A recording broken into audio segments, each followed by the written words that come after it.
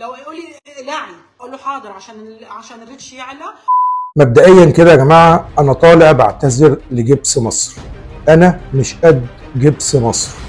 جبس مصر مسح لي الفيديو بتاعي اللي على الفيسبوك بحجه حقوق الطبع والنشر وحقوق الملكيه الفكريه. انا طالع دلوقتي اقول لكم ان انا مش قد جبس مصر. جبس مصر ممكن يأذي اي حد، جبس مصر ممكن يقفل قناه اي حد، جبس مصر ممكن يمسح فيديوهات اي حد. انا مش قد جبس مصر، انا قد 10 زي جبس مصر.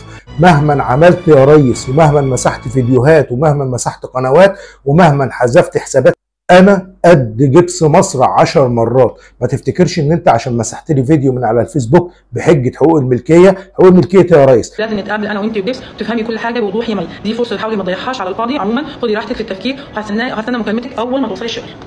هو التحريض على الفسق والفجور والمناظر اللي طلعت للناس والاحضان والبوس دي حقوق ملكيه فكريه؟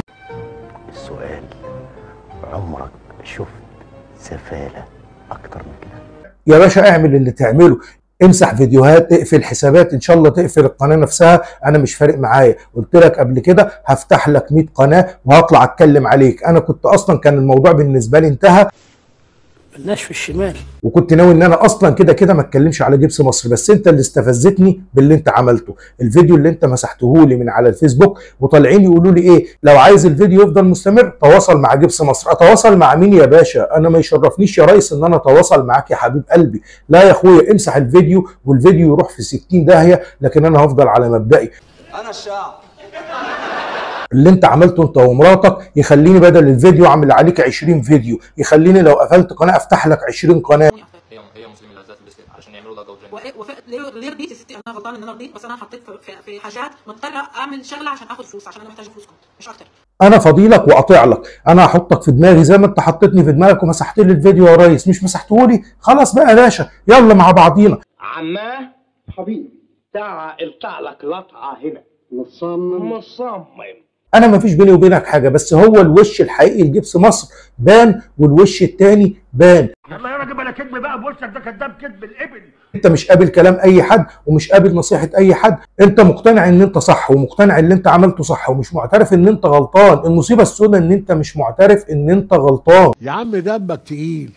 والمصيبه الاكبر ان انت بتجيب اللوم على المتابعين، زي ما انتم شايفين في التعليق اللي هو حاطه على الفيديو بتاعه، التعليق المثبت بيقول انا نسيت اقول لكم حاجه، محدش ضرب حد على ايده عشان يخش يتفرج على الترندات بتاعت السوشيال ميديا. اللي انت بتقوله ده لما تطلع تعتذر للناس، وبدل ما تقول للناس انا اخطات التصرف طالع بتجيب اللوم على المتابعين. يا ابني انت تعبان في دماغك، قلت لك انت تعبان في دماغك. اعمل اللي تعمله يا جبس، انا حطك في دماغي، انا كنت شلتك من دماغي بس هرجع احطك تاني. انت اللي استفزتني باللي انت عملته. الفيديو بالنسبه لي يتمسح يروح يجي مش فارق معايا، انت بالنسبه لك يفرق. ان هو ما بيغلطش، لو ربنا كشف عنا وش كل واحد وشنا مش راح نشوف بعض. انت لو انسان اصلا عارف ان هو غلط في حق الناس وفي حق نفسه هتمسح الفيديوهات اللي عندك، مش هتدور على فيديوهات الناس اللي بتنتقدك وتدور على فيديوهاتهم عشان تمسحهم، عشان انت مش عايز حد يقول لك حقيقتك، انت مش عايز حد يواجهك بالمصايب اللي انت بتعملها، فبتدور على فيديوهات الناس وتمسحها. السؤال، عمرك شفت سفاله اكتر من كده؟ البت أصالة المزيفة أو مي برضو مستمر إن هي تنشر فضايحك أنت ومراتك. الدور ده في المسلسل أولا عشان واثقة فيكي جدا، وأنت مش صغيرة عشان تضيعي وقت على الفاضي.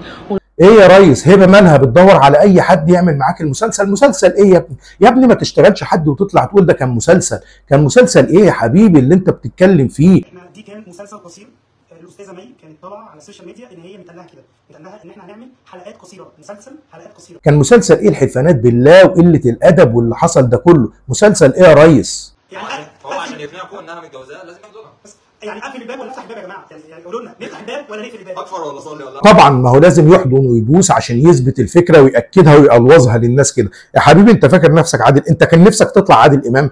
يعني انا ايوه، يعني خلاص الموضوع صار فوق طاقتي، يعني خلاص لا، ولسه كان هيكمل كمان 5 شهور عشان تكونوا عارفين انا رفضت. انت فاكر نفسك ايه يا حبيبي عشان تقول ان انا هعمل الكلام دوت وان انا احضن وابوس عشان احبكها؟ انت خدت تصاريح باللي انت بتعمله يا ابن الحلال، انت بتدين نفسك باللي انت عملته، وعلى فكره هتتحاسب ما تقلقش. ما تفتكرش الشويه اللي انت عملتهم في الفيديو الاخير بتاعك هيخلوا على الناس، لا الناس خلاص عرفتك وحفظتك وعرفت ان انت قد ايه ممكن تعمل اي حاجه عشان خاطر الفلوس.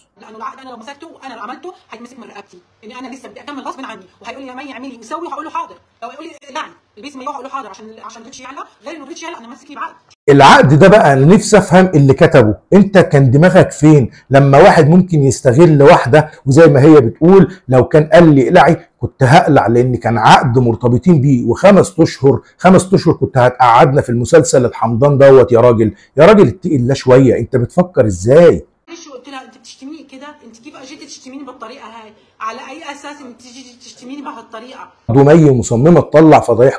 برضه عشان الناس تبقى عارفه يا استاذه مي، يعني انت كل الكلام اللي انت بتقوليه ده عندك ادله بيها. ايوه طبعا لازم توضحي. وانت عمال تقول انا عندي وهطلع حاجات والضربه القاضيه وحاططها على ستوري. الضربه القاضيه لمين؟ الضربه القاضيه دي جات لك انت يا باشا، الضربه القاضيه جات للمملكه اللي انت بتقول عليها، الضربه القاضيه جات لمراتك اللي هي بقى لها 5 ايام من ساعه ما مي خرجت باللايف الاولاني وخرجت بالفيديو الاولاني وفضحتكم. مراتك مستخبيه بقى لها 5 ايام ما طلعتش. هو ليه طالع بيحكي فيكي وبيقول ان انا بقول لك هي بحكي لصاحبتها انه ده، تخيل حكي لصاحبتها انه ده انا متفق انا وياه انه انا جوازت عرفي، وعشان هي عايزه فلوس اكتر، عايزه فلوس اخد منه فلوس اكتر.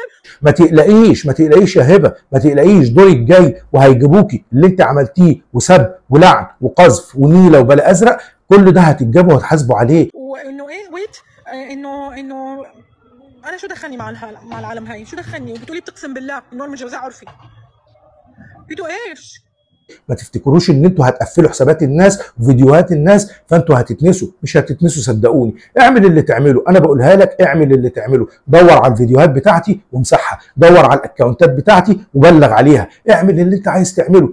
انا مش عارف، يعني انا قلت لك النهارده كنت المفروض، انت المفروض اساسا اللايف امبارح ده عرف الناس ان اي حاجه هو ينزلها كده. سواء بقى الشركه اللي شغاله معاك ولا سواء الناس اللي هم لسه مغيبين وفاكرينك انسان وماشيين وراك، اعمل اللي انت عايز تعمله. بلاغات الدنيا كلها اعملها يا ريس. الفكره كلها ان انت هتتجاب وهتتحاسب على اللي انت عملته. طب ماشي، ما الناس تخش تعمل ابلاغات على البوستات اللي هو بينزلها دي، يخلوا البوست. انا مش عايزه صوري تنزل، خلاص الموضوع اتقفل. انا بقى لي 8 ايام هلا 9 يوم انا ما بحكي مع هالبني ادم ولا مع مرته. تطلع بقى تقول لهم كنت بمثل، كل ده فبركه، كل ده احنا السوشيال ميديا بتعمل الكلام ده. اخلصنا.